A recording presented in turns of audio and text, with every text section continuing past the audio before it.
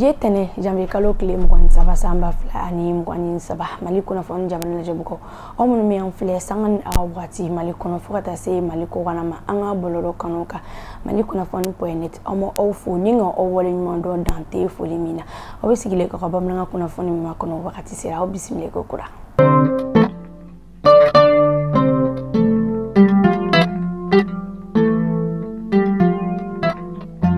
fondamla sabi akado ka fo ko jien seleke nani tomba nimbela jeni ko amako Nations Unies aka nyebla dantke sebalo ko nana ayira ka 70 ko femi minismai awako atina siga ka baraw uluke a nyema ni doma fara aka chedon ulu ake o konga akado ka fo ko anyema no ye Antonio Guterres ko o chokeleno femi minisma ko ni a besika ayere samaka bo walma kaka bara ulu yelema ka ke deme kerenkereni ka nyeshi politique tabulu uluma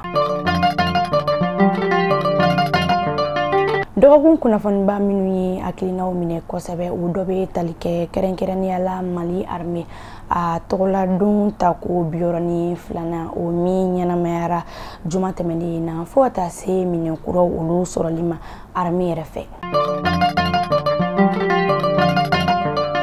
ginta mi wele ko festival oko banya atako sheina obe damne bi Bamako place du cinquantenaire aleka hina o table lemi se ko ni donko fo ata se jin tasira kura ulukonma ako lajeje kulu nyemo uluka fola ko bunya ani karma o dilonu gumlame uluma ni amo uluwele ko tamasheku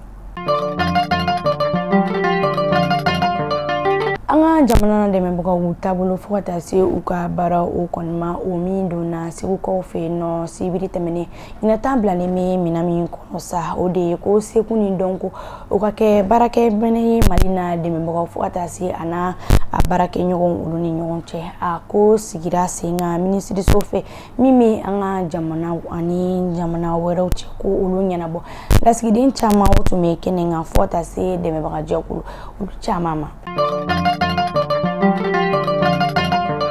amebi kibaru datuni katika kwa kuna foni akadoka foko katika ofeno femi demisendo a shibita se santan nani ake ukonma binkera aka kamele nani ukonfe femi muso dum ani deme oluka nyeta ministry so yaira ka foko kurutum traure odi den toy awlela ninga anegen kamele nani konfe uye doroku ninga olude kondama kasoroku umako nye ala femi ni din ko folenyi akoni fatura juma temenina amedo ke alaka lara sonsumani funa kenini